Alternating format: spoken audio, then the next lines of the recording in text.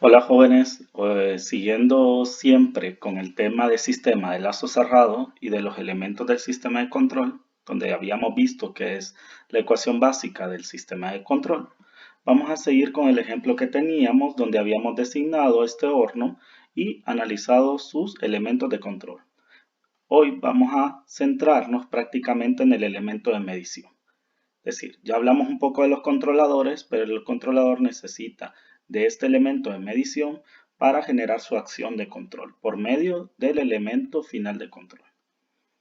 Mirando el diagrama de bloques, vamos a ver que el elemento de medición prácticamente es el que retroalimenta el lazo y con el comparador es el que decide la estrategia de retroalimentación que uno trabaja, que habíamos hablado que siempre puede ser negativa o positiva. Vamos a ver que es muy importante porque todo sistema de control o instrumentación, si no se mide, no se controla. Entonces, el elemento de medición es la parte central o principal del lazo de control. Vamos a ver qué tipos de elementos de medición importantes tenemos en la instrumentación y control de proceso. Vamos a ver que tenemos de presión, de temperatura, de nivel, de flujo y de composición. Prácticamente cada uno tiene sus características y un montón de equipos en la industria que se pueden comprar, que cada uno va a ir designado por las necesidades o el costo, los presupuestos que cada industria tenga, o las necesidades mismas del lazo intrínsecamente. Podemos ver como ejemplos algunos transformadores diferenciales lineales variables que son transductores de presión, como el que vemos acá, que vemos que por acá entra la presión y se hace lectura por esta sonda. Tenemos termopares, que estos detectan la temperatura con esta aleación y traducen esa información a una temperatura medida. Tenemos elementos de termómetros resistivos, que se usa bastante en procesos de muy bajas temperaturas. Y tenemos actuadores de flotabilidad de nivel, medidores de flujo como el que conocemos como el tubo de Venturi y analizadores de composición como ser el ultravioleta visible, un analizador ultravioleta visible.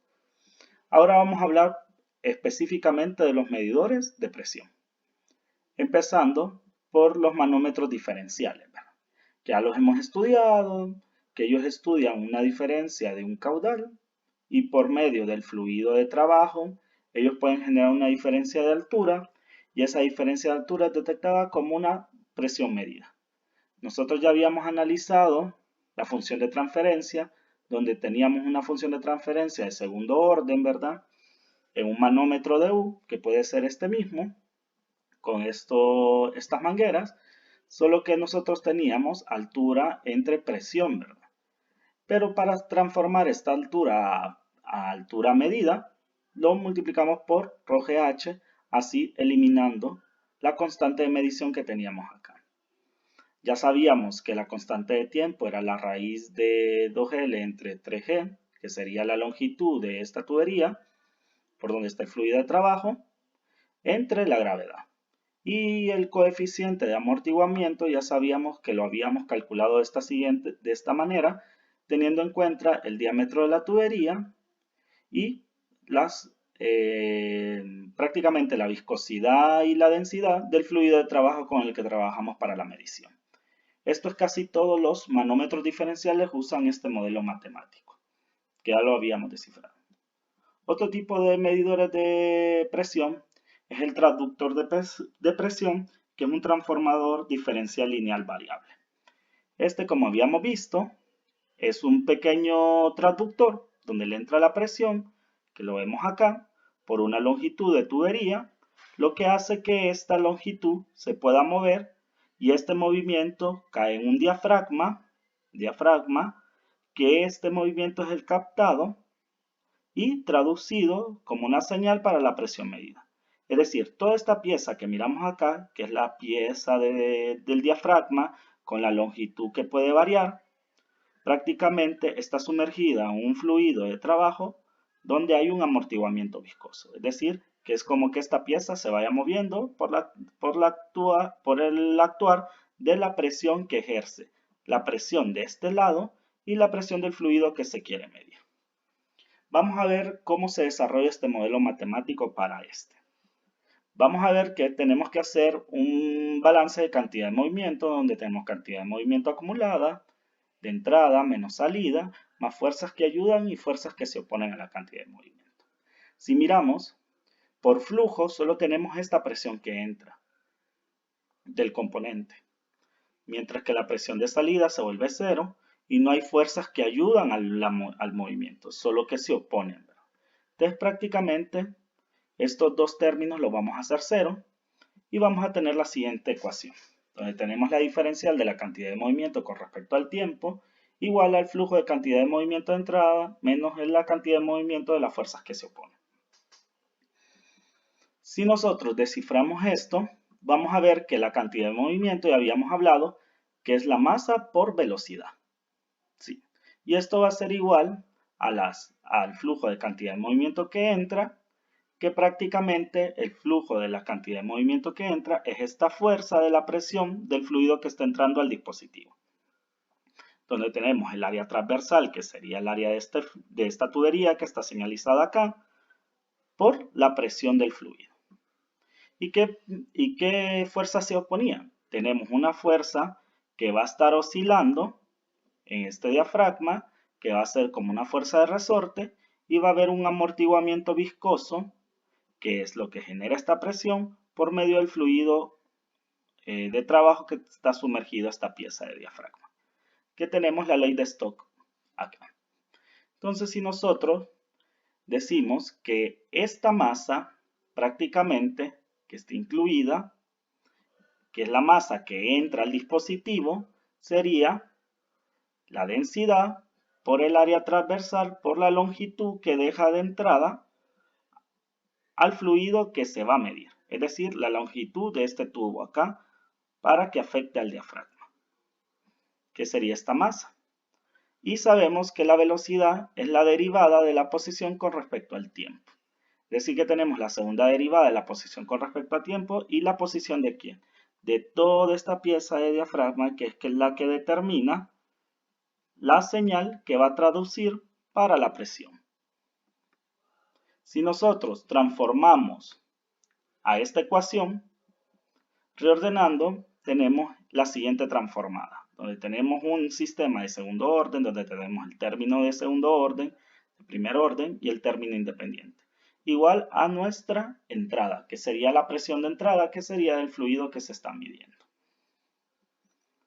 Para dejar la función de transferencia como la siguiente manera, donde vamos a tener la posición, que va a ser directamente proporcional a la presión medida por esta capacitancia, se podría decir, y esto se puede traducir como una presión eléctrica, que se puede traducir después a una presión medida, en términos de presión, donde solo deben de haber algunos traductores que traduzcan estas señales para generar esa presión medida.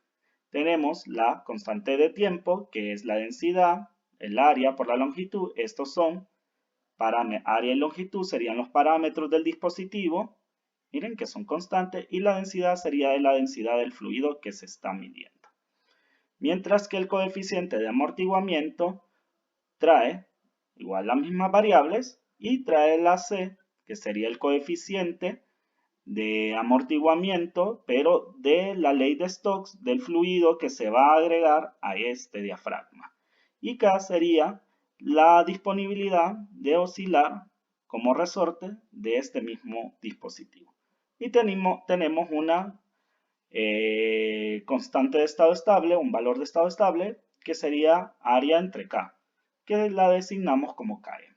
Entonces acá tenemos la nueva función de transferencia de este sistema.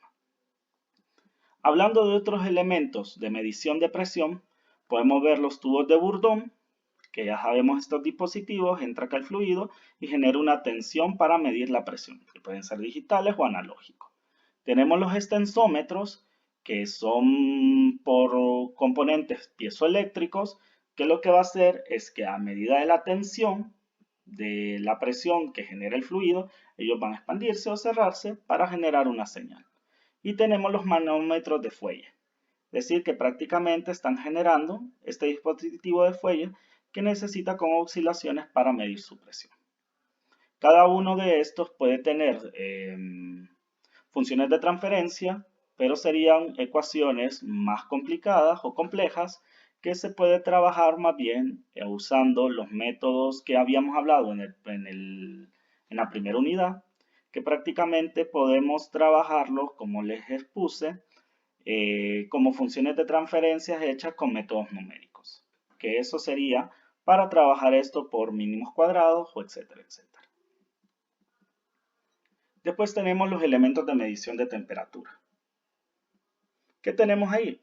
A nuestros amigos termopares, que ya sabemos que los termopares tienen un dispositivo electrónico donde tienen una aleación de metal que está detectando esa medición de temperatura y traducida a una señal eléctrica, y la señal eléctrica de conducción genera la medición por una diferencia de resistividad del conductor. Vamos a ver que tenemos dos tipos de funciones de transferencia, las que son de dos resistencias térmicas y las que son de una resistencia térmica, donde ya sabemos que el tau es la masa por la capacidad calorífica del medidor, que sería de la sonda, entre la resistencia del fluido que está atrapado por el área externa a la que está sometido. Y en el de dos resistencias térmicas, cada tau, ya lo habíamos hablado, depende de cada una de las resistencias del fluido o del metal que está en cada una. Pero, ¿por qué hay de dos tipos? Vamos a ver. Vamos a ver que los de una resistencia sería prácticamente el fluido que se va a medir y tendríamos a la sonda, que sería este cuadro gris, que sería la resistencia a la medición. Es decir, que cuando tenemos una medición por termopar directamente. Pero cuando usamos la técnica del termopozo, tenemos el fluido, una pared de metal que separa el fluido de trabajo a un fluido de medición, y ese fluido de medición tiene un perfil también a veces que genera para dar la medición al termopar. Ya sabemos que el termopozo lo hablamos en la primera unidad, donde generamos una medición indirecta del fluido al que queremos medir cuando los fluidos son abrasivos. Otras cosas que debo de mencionar es que a veces los termopares tienen una KM, es decir, una ganancia del sistema de medición, y que se le puede dar por mediciones cuando se hace unos ajustes al sistema de medición. Cuando esas KM, vamos a ver en todos estos elementos de medición, no son dinámicas, es decir, que la temperatura medida o la variable medida es idéntica a la variable a medir o variable controlada. Eso hay que tenerlo muy en cuenta, porque al no ser dinámica, todo esto se vuelve 1 y 1 entre 1 genera que las temperaturas son iguales. O cuando las ganancias de medición son muy pequeñas, generando una diferencia muy pequeña entre estas. Ahora vamos a hablar de otros sistemas de medición. No, vamos a entrar en la parte de los tipos de termopares, ¿verdad? Vamos a tener dos tipos de códigos. Tenemos el del IEC y los códigos ANSI. Cada uno de los termopares van a tener códigos donde vamos a encontrar, por decirlo así, el código K para cada una de las normas. Van a tener las ondas unos colores específicos, miren, que nos va a determinar qué tipo de sonda es. Y el tipo de aleación. En este caso tenemos una aleación de níquel y cromo. Y esa aleación tiene un máximo de 1372 centígrados de medición y un mínimo de menos 270 Celsius. Prácticamente este tipo de esquemas nos está dando el tipo de sonda de termopar que podemos utilizar usando un código de colores según la norma para ver qué tipo es en la práctica ideal, y con ellas nos determina el rango y algunos comentarios de sus conductores, ¿verdad? Podemos ver que va JKTIE y tenemos otros medidores con el NRSIU, que prácticamente son estos códigos de colores los que son establecidos por las normas. Como podemos ver atrás, en las primeras imágenes que teníamos nosotros prácticamente cuando presentamos, teníamos a esta sonda con dos colores específicos, que son los colores que nos dan prácticamente cada una de las normas que vimos de los colores de los termopares según la ANSI y la otra norma que teníamos ahí, que es la norma IEC. Si miramos, allá teníamos una sonda T, donde teníamos una sonda rojo y azul, que es una sonda de cobre prácticamente y tiene este rango de temperatura, de menos 270 hasta 400. Prácticamente, dependiendo del, ya hemos hablado o se ha estudiado ebullición, donde tenemos unos puntos de Leyfront, donde tenemos unos puntos de ebullición cuando los metales se empiezan a fundir. Por eso es que cada una de las aleaciones son importantes para cada una de las medidas de temperatura que va a hacer. Este es el punto de Leidenfrost, que habíamos hablado en operaciones 1. Vamos a ver otros termómetros, como ser el termómetro de resistencia, donde se le conecta acá el dispositivo a medir o la sustancia y él va a generar una diferencia de voltaje, y esa diferencia de voltaje va a generar una resistencia, y esa resistencia eléctrica se puede saturar a una temperatura dada por una curva de ajuste. Vamos a ver pirómetros ópticos que prácticamente hacen una reflexión de la radiación de las superficies o de los líquidos, que puede calcular la temperatura directamente por esa reflexión, usando teoría de radiación, que prácticamente es de la parte cuando tenemos un coeficiente de radiación por medio de coeficientes de reflexión, ¿verdad? Y de último tenemos dispositivos piezoeléctricos, que son osciladores de cristal, que por su aparato, al generar una diferencia de presión, él genera una lectura a ese nivel de temperatura. Como he dicho, en algunos dispositivos se utilizan algunos métodos numéricos para realizar o generar sus funciones de transferencia. Ahora vamos a ver los elementos de medición de nivel. Y para eso tenemos dispositivos actuadores de flotación. ¿Cómo sirven estos actuadores de flotación?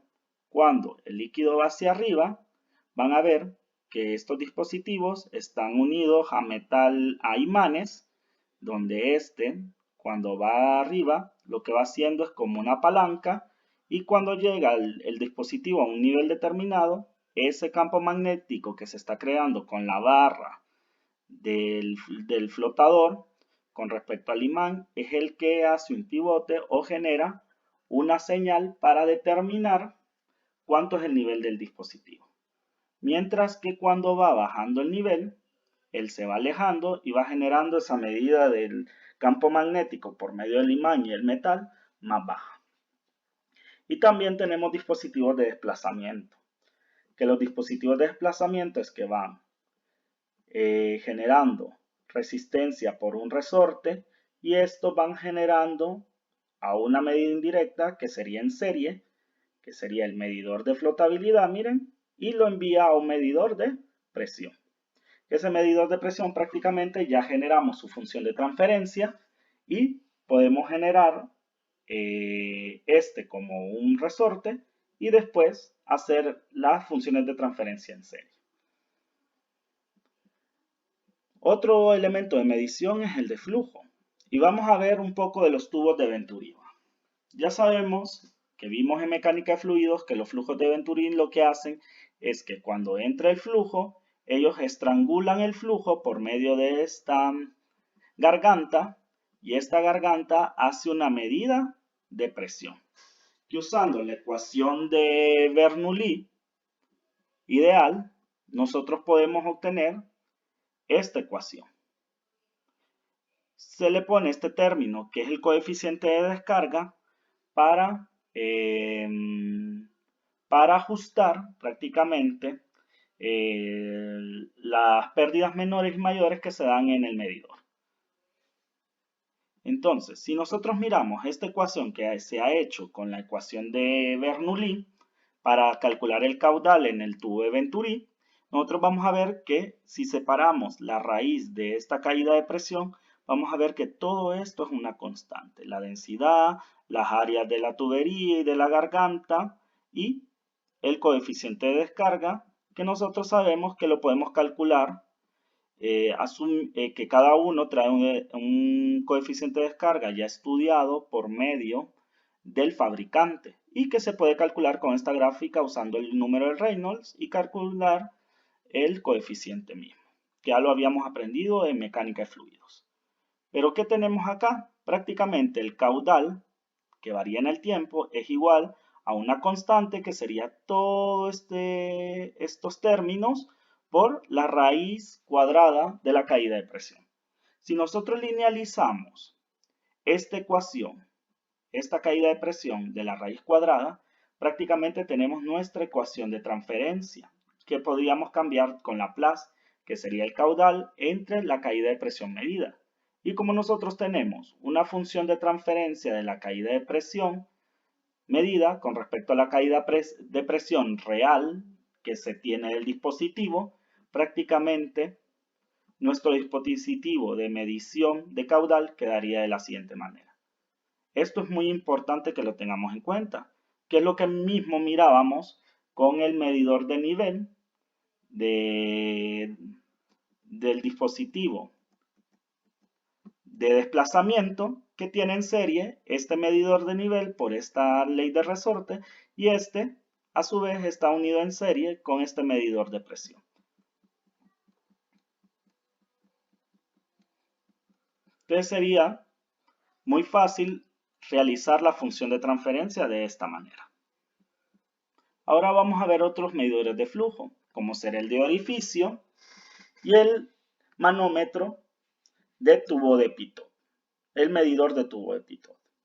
Que prácticamente que tenemos acá dos ecuaciones que salen de la ecuación de Venturi y que son diferentes porque en el medidor de orificio tenemos un coeficiente de descarga diferente al de Venturi y en el de tubo de Pitot tenemos una velocidad puntual que al integrar todas las velocidades a través de la tubería tenemos un caudal promedio del proceso. Entonces, prácticamente utilizaríamos la misma técnica para sacar su función de transferencia, haciendo uso del coeficiente de descarga verdadero e integrando todas las velocidades del tubo de Pitot. Y tenemos los últimos elementos de medición, que serían los de composición, que en ellos tenemos los analizadores de UV, que prácticamente entra una parte del flujo a analizar acá y sale por acá. Prácticamente es como que se haga una recirculación de una parte del fluido que está pasando por la tubería por este analizador para detectar la composición y él mandar la señal de ese convertidor. Tenemos también analizadores de IR que son muy utilizados en gases, que se pueden instalar directamente en tuberías, y también analizadores de pH. Solo que los analizadores de pH vienen, se conecta una tubería acá, que sale, se detecta esta sonda, detecta el analizador de pH y está con su patrón de ajuste y él genera la medida de pH en tiempo directo y después vuelve a salir el flujo acá que tenemos. ¿Ok? Esta sería la parte de los elementos de medición de los sistemas de lazo cerrado.